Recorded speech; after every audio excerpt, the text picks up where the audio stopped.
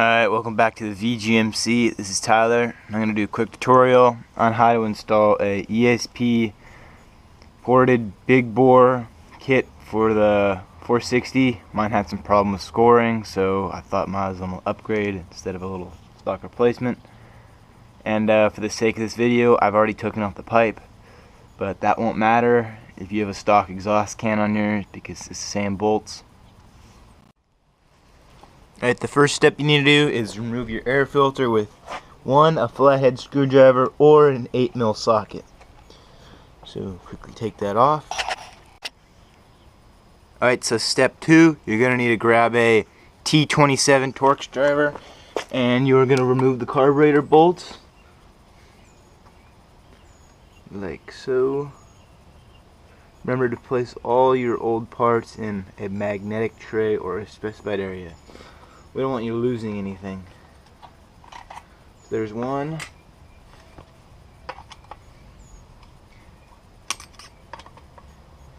And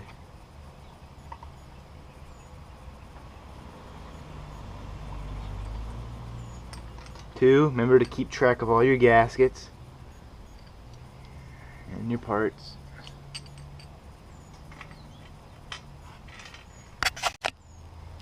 Alright, next we're going to be removing these two bolts, which require a T27. So just break those loose and the throttle linkage should come right out.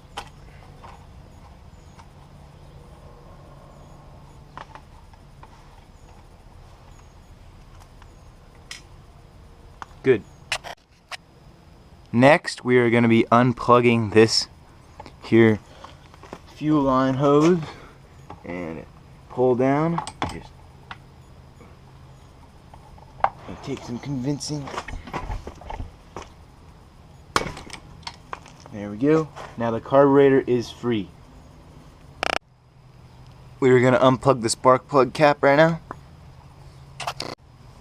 Next, grab your T27 again, remove these top bolts holding in the engine cover.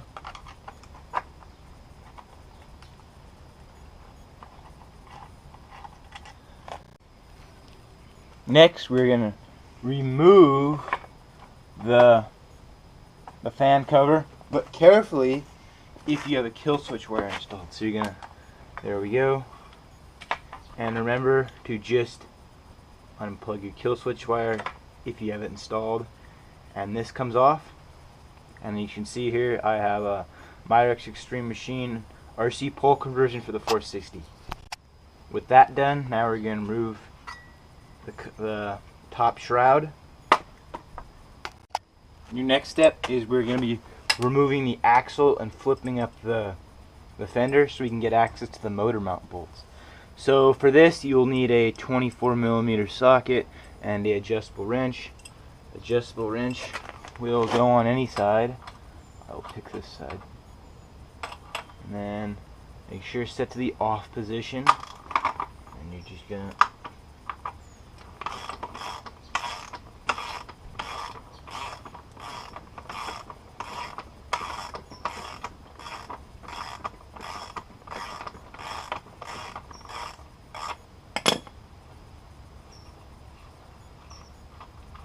remove the lock nut, then slide your axle just far enough so you can lift up the fender and it stays so you can get access to these bolts.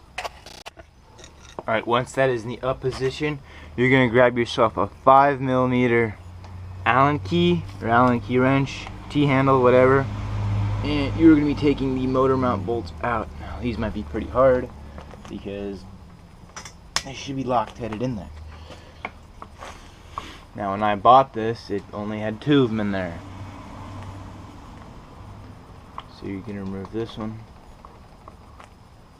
And right here I have the ADA Racing spring-loaded chain tensioner, which is a highly recommended option if your rear sprocket is not aligned, because it helps with the chain. and it makes tensioning just a lot carefree, because one time I was going 50 miles an hour, I think it was like 54, and the chain came off, and then it got caught between my brake caliper, and then it locked my rear tire up, and it wasn't that fun. There's probably a bald spot on this tire somewhere. Now, if you can't get to these two because your wrench doesn't have a good enough ball end, such as this one, you're just going to flip the fender all the way down and you can get easy access. So you're going to be removing this. Simply unscrew, pull out, and if you look over here, there's a spring. You're going to want to push that in and then pull the whole thing out like this, keeping everything together so you don't lose it. This can stay, and this goes.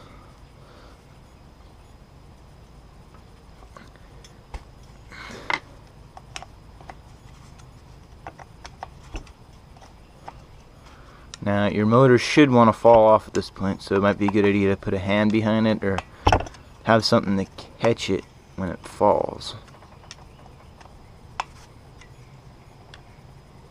The gearing I'm running here is an 868 with the rear DDM aluminum black magic. I don't know, it's just regular DDM aluminum sprocket. And it works pretty good. I definitely like the steel more. They tend to wear less, but I gave this one a shot. It was on deal of the week. So next, when you have your motor successfully removed, you are going to grab a 4mm Allen key and you're going to take off your carb manifold. Now I am running the billet one because the stock one has a slight tendency to get hot and melt. But on the other side, if you wheelie or you crash, the stock one will crack and this one will bend, possibly ruining other parts. So it's 50-50. So make sure you have your lock washer and washer, and you gotta get a parts tray so you don't lose anything. Take off both of the bolts.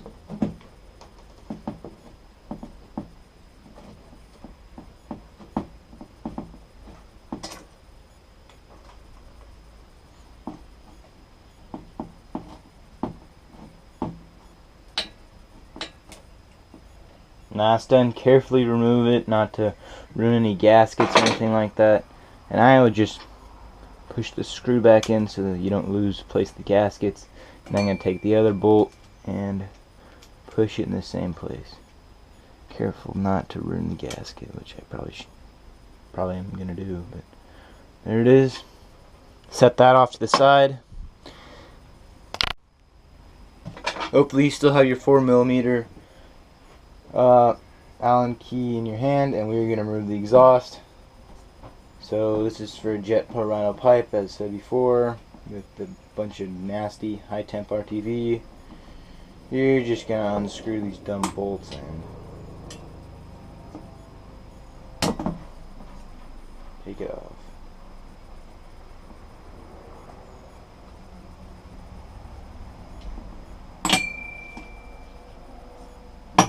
And take the heat shield / flywheel panel, whatever. As you can see, I have a copper gasket installed. Next, you're going to grab your T27, and we're going to be removing the 4 head bolts on this CY46. Now, these are pretty hard to get out because they've been loctite in. But that's the goal, you don't want them to come out. Once you have removed those bolts, we can now pull the head off slowly, and there we go. Stock 460 head.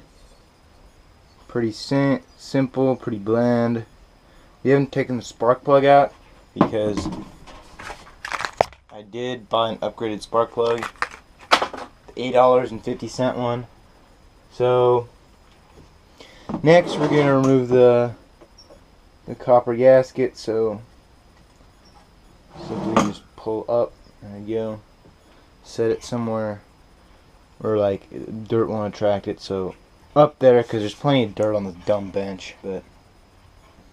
And the next step we are going to be, you want to clean off all this, make sure none of the debris fall into the crankcase, but you're just going to clean all of this with nothing metal. You want like a plastic scraper, and you're just going to clean it all off and clean it, so then that copper gasket has a good seal, so you don't want like a bunch of oil like mine does leaking out of your crankcase and everything.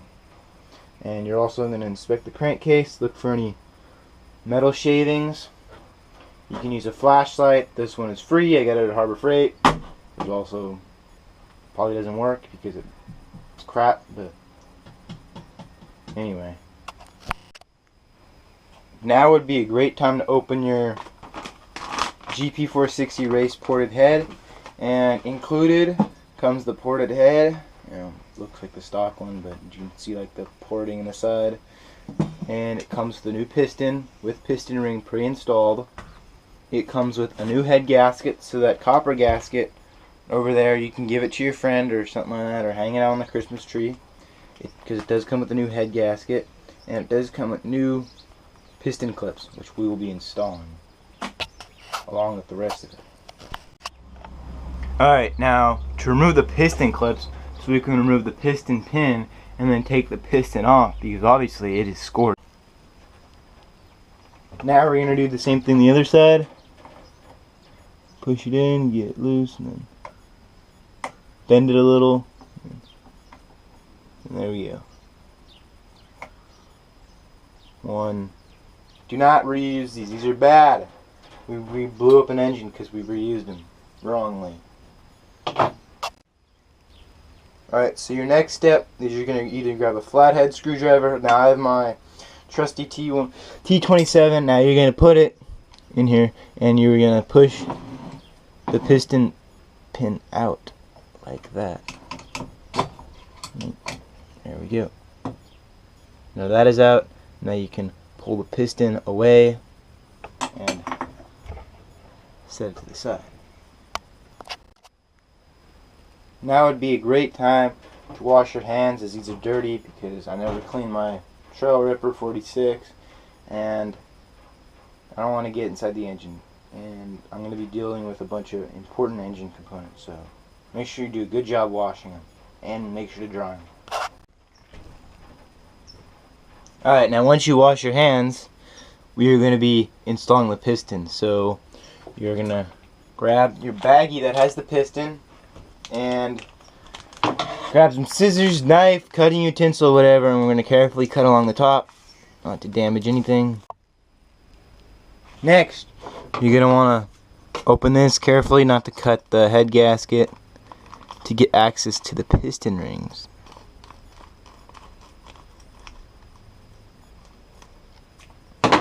Discard this as well. Remove piston ring number 1, the head gasket, this little cardboard to prevent it from creasing or falling. Alright, so what we're going to do now is you're going to move your crankshaft so the crank rod is in the most upward position, and you first of all, there's this air on the piston right here. Now this points towards the exhaust of your engine. Now depending on if you have a flip cylinder and whatnot, or what pipe you're running, or etc., this will always point to the exhaust, the arrow. So looking at my motor on my Trail Ripper with a Jet Pro pipe and a stock. Alright, next we're going to be installing our new piston rings that came with the ported head. So you're going to grab some pliers, I don't know, whatever one. We got 3 right there. So the goal is to take this, and you don't want your opening to be here. You don't want your opening to be towards this, but you want it to be completely closed like that, so there's no chance of it slipping out. So you're going to want to kind of, I think, stick it in sideways. Stick 1/2 inch first. Like that. See how 1/2 is sticking out? Then you're going to grab some pliers and you're just going to kind of pinch it. Now it is almost in, so I'm going to put my finger right here, so if it does come out, and I'm just going to kind of push it in right there. Alright, hold on.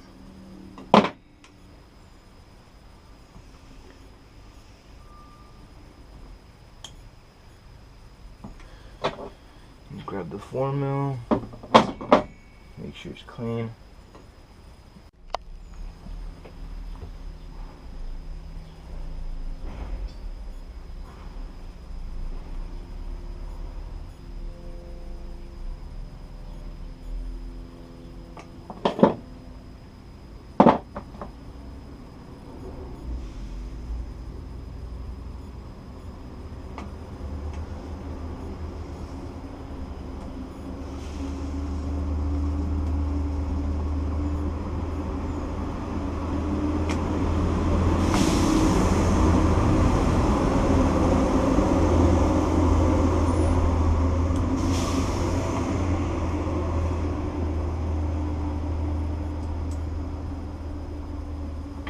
Alright, now I heard the click, it is in there. I can move this around without it moving out, which is good.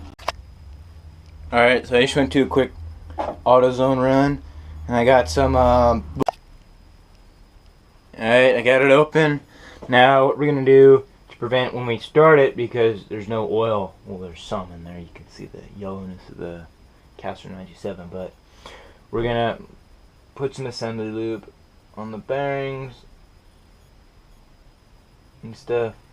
Ooh, this is actually a pretty cool green. Alright, so we're going to grab our head bolts, and they look like that, and then you're going to get all 4 right there, and then once you have those, I'm just going to give them a little quick wipe down, so, you know, whatever, so it just stays clean. Because they are pretty dirty. Oops, whatever. And, alright, so next you're going to grab your T27, and we're just going to screw them in. You pretty much want them as tight as you can get with, like, a hand thing. But if you have a T, you don't want to strip them because you could probably strip. I don't know. I know I can't strip them with this because there's just not enough leverage. But just gonna get them pretty tight because you don't want these things coming out.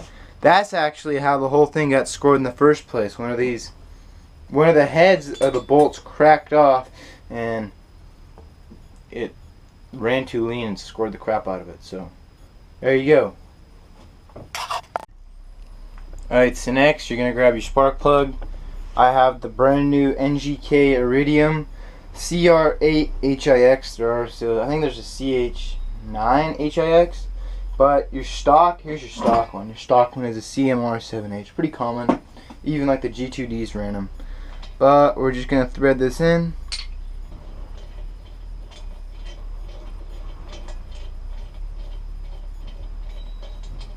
Till it's hand tight. Then we're gonna grab our 3/8 ratchet and a